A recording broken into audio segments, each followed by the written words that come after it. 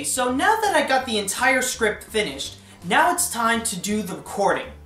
So what I use to record my lines is this Blue Yeti USB condenser microphone, and let me just tell you right now, I love this microphone. This is possibly the closest thing you can ever get that anyone can use and have that production quality audio. It is amazing, and you can pretty much get it right now for 150 bucks. It may sound expensive right now, but after you buy it, it'll be pretty much all worth it at the end.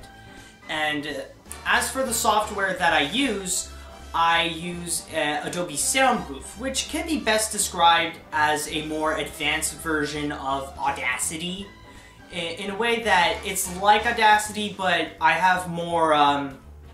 I can screw with the audio a bit more. I can add in special filters and effects to change my voice a bit. Now, before I would start recording, I would get my script and I would put it on this screen, and then I would read it out loud.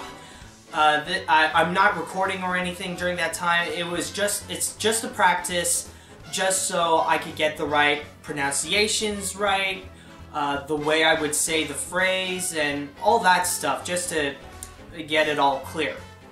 And then when it comes to the actual recording, it might not be as grand as you probably think. I do a few screw-ups here and there while I record. They did an animation test with Violet that has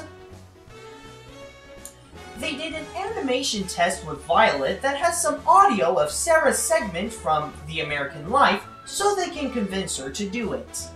Which is why afterwards, when I finish recording, I would re-look at the recording that I've done, pretty much re-listen to everything that I've recorded, and then I would cut out little pieces here and there where I screwed up, just to make all one big perfectly cleared recording of it. And as for the recording, I wouldn't read the entire thing in one shot. What I do is that I would take like big chunks of it, like pretty much what would fill up my screen.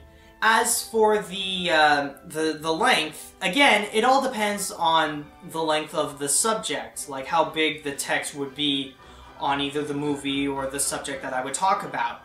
If it's something that's really short, where the recording would be like a minute or two long, it would take around maybe 10 to 20 minutes to do the entire thing.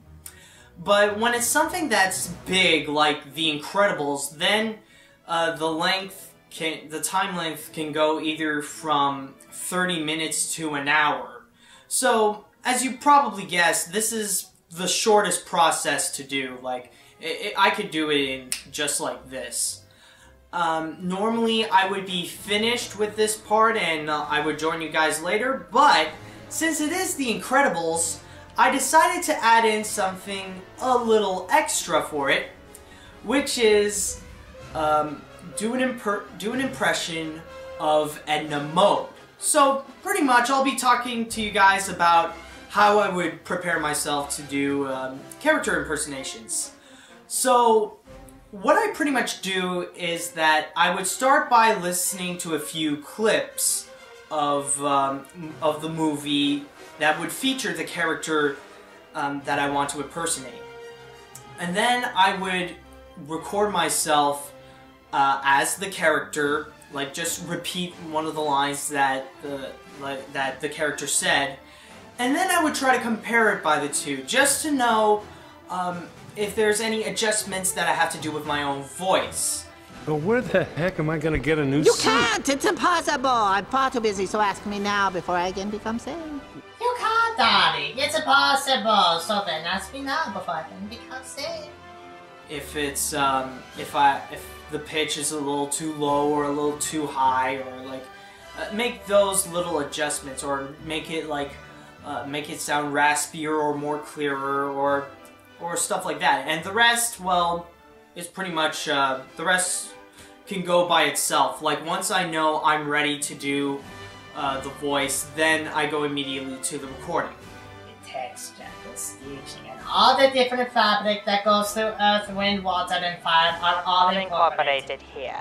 In total, there are 95 different wardrobes worn by the characters. So that'll pretty much be it for this. I just need to do a bit more recordings, and then I will join you guys to the editing.